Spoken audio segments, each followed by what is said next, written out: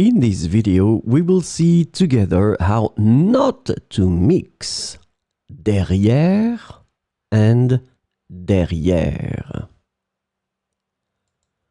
So it is not the first video where we have the same word with different functions. In that case, it will be derrière. So derrière can be a preposition, but it also can be an adverb. So derrière, preposition, and then derrière, adverb.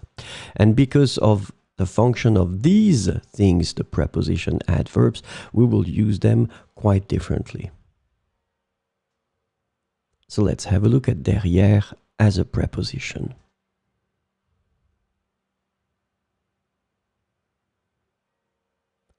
J'ai laissé la moto derrière la maison.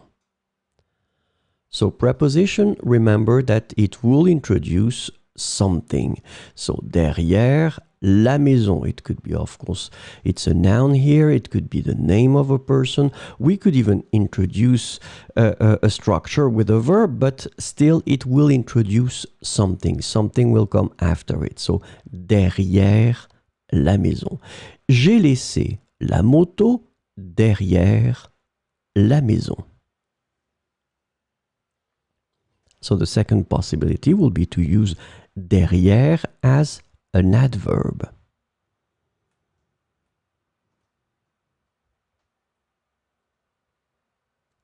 Tu sais où est Joël? Je ne la vois pas. Elle était derrière?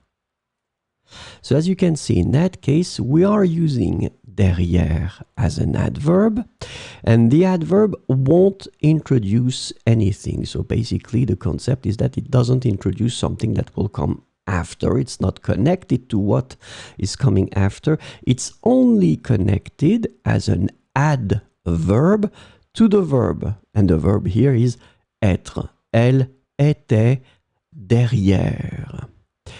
Tu sais où est Joël? Je ne la vois pas.